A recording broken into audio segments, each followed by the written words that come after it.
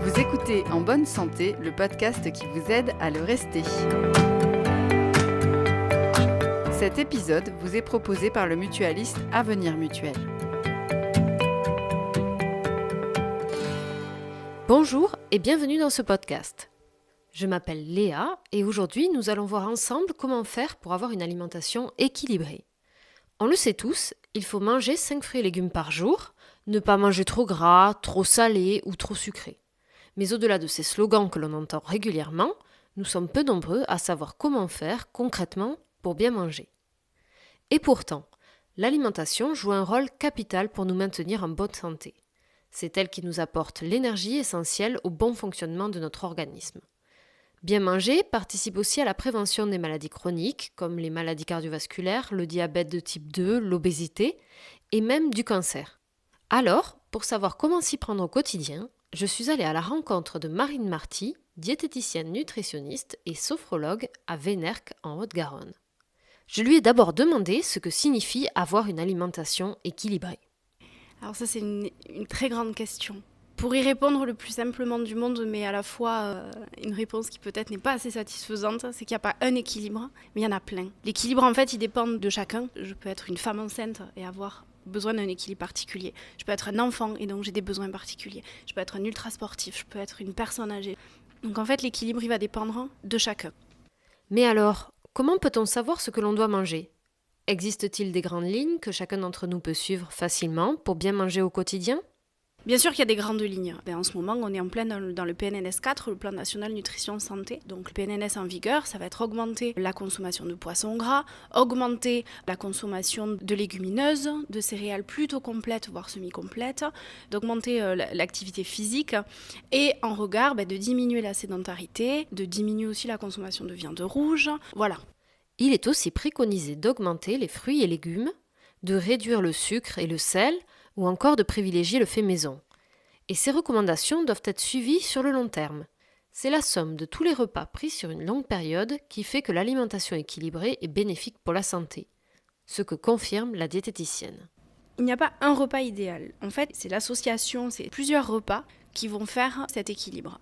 Déjà, on ne peut pas juger la qualité de notre alimentation sur un repas. On ne peut pas dire que en fait, l'équilibre alimentaire, c'est pas que sur le repas de midi, puis que sur le repas du soir, mais finalement, ça se juge sur une journée, même plusieurs journées, même une semaine, même un mois, en fait. Vraiment. Il faut le voir avec beaucoup plus de distance que ça. Globalement, nous n'avons pas encore les bons réflexes. Certains aliments, particulièrement bénéfiques, ne font pas encore assez partie du régime habituel des Français. Au niveau des consommations, en fait, on se rend compte que les Français ne consomment absolument pas suffisamment de fibres. On est bien en dessous des recommandations fixées à 25 grammes de fibres par jour. Les Français ne consomment pas suffisamment de bons gras. Alors, quand je parle de bons gras, je parle notamment de la consommation d'oméga 3. Ces fameux oméga 3, oméga 6, voilà, qui sont des acides gras dits essentiels, c'est-à-dire que notre corps ne sait pas les synthétiser. Donc forcément, je dois les avoir d'un apport exogène de mon alimentation. Et ça, l'alimentation des Français en est très dépourvue. Ces oméga 3 que l'on ne consomme pas assez, on les trouve dans les noix, dans l'huile de colza ou encore dans les poissons gras comme le saumon, le thon ou la sardine. A l'inverse, en dehors des petits excès qui font partie des plaisirs de la vie, nous consommons en trop grande quantité certains aliments qui, eux, peuvent être délétères. Si on reste dans les surconsommations, il y a le sel évidemment. Alors il y a le sel de table, mais il y a aussi tous les sels cachés dans tous les produits, les fameux aliments ultra transformés.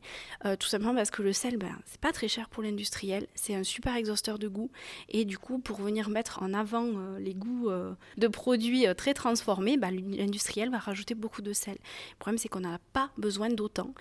Si on reste dans les surconsommations, il y a la viande rouge notamment encore. Et d'ailleurs, les recos sont de une fois par semaine. Et je vois en consultation, j'ai encore beaucoup de patients qui en mangent 1 à 2 fois par jour. Malgré l'inflation, malgré le prix, malgré tout ça. Et il y a manger de la viande rouge de façon moins fréquente, mais par contre avec de la qualité. C'est-à-dire que quand je vais manger de la viande de bœuf élevée dans des très bonnes conditions, qui ont mangé de la bonne herbe, forcément le profil en lipides de cette viande sera forcément meilleur. Donc il y a et la qualité, la quantité, et ce soin là aussi environnemental. Mais ce n'est pas tout. Les Français aussi consomment beaucoup trop de produits sucrés. Et encore une fois, en lien avec ces fameux AUT, aliments ultra transformés, parce que comme le sel, un exhausteur de goût, le sucre c'est la même chose. Puis le sucre a aussi cet effet très addict, donc forcément on y revient, et donc ça crée des habitudes de consommation. Les Français boivent par ailleurs encore trop d'alcool. On préconise de ne pas boire plus de 2 verres par jour et d'avoir des jours de la semaine sans consommation. Or, le fait de boire de l'alcool régulièrement, voire tous les jours, est encore banalisé, et cette habitude peut malheureusement conduire insidieusement à l'addiction. D'ailleurs, la diététicienne a un conseil à vous délivrer. Pour évaluer un petit peu votre consommation d'alcool, moi je vous invite à aller faire un petit test sur le site Alcool Info Service. Voilà, juste pour faire un petit état des lieux. Bien manger, ce n'est pas seulement faire attention à ce que l'on met dans son assiette, c'est aussi s'intéresser à la manière dont on prend ses repas. Donc il y a l'assiette, mais pas que.